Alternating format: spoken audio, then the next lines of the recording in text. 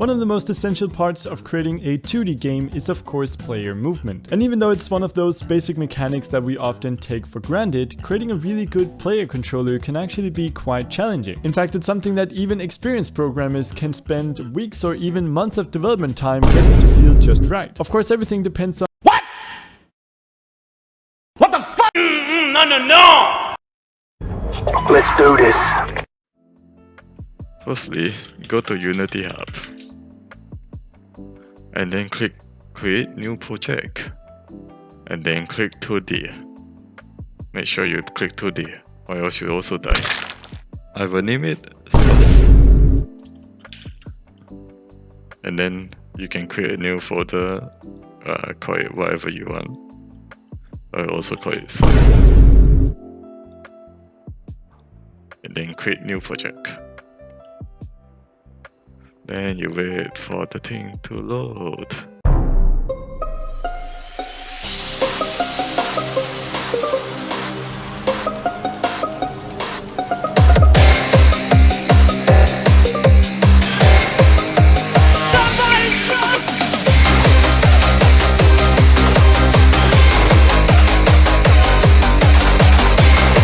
After installing the Unity project, you can create a new game object. Go to 2D game object, go to sprite, and then square. Then this will be your platform. You can name it to platform. And then you can put it below. Then you can press E on your keyboard, then enlarge it. Then you should add a new component for the collider. Call it box collider 2D. And then make sure it's there. After you have done all that, you can download this sprite sheet of this character. Just click download. And then voila. Then you can take this folder, then go back to Unity, then just drag and drop into here. Click on the sprite sheet and then make sure that the sprite mode is multiple because there's multiple sprites, and then the filter to no filter, and then go to sprite editor. Make sure you click slice and then automatic slice. You will see that it automatically slices each individual sprite. Click apply and then exit. After that, just drag and drop the sprite into the game scene. Add a box collider and a rigid body. Go to brackeys movement guide and then download the character controller.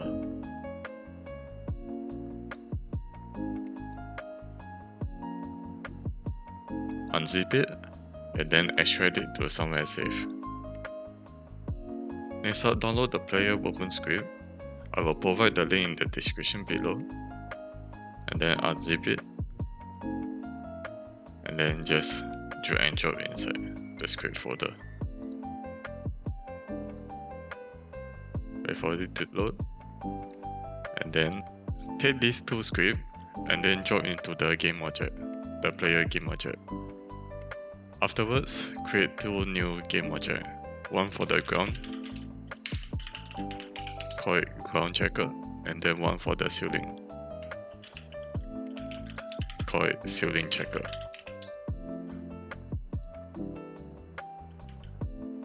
Make sure that the game object for the ground checker is below the feet or around the feet area.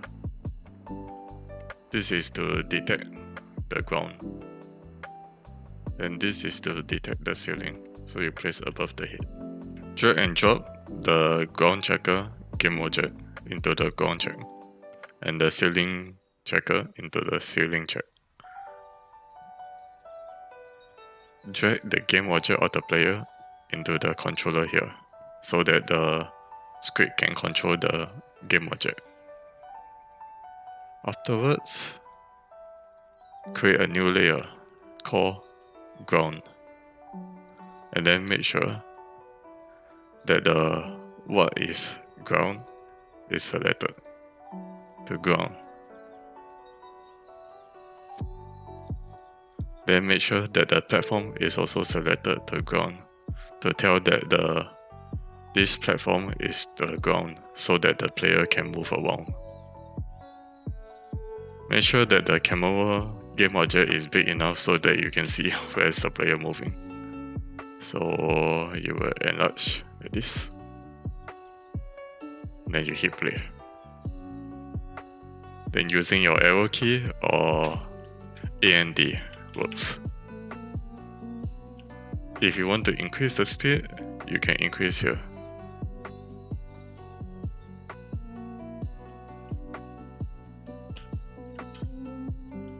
And then you can increase even more. And that's all.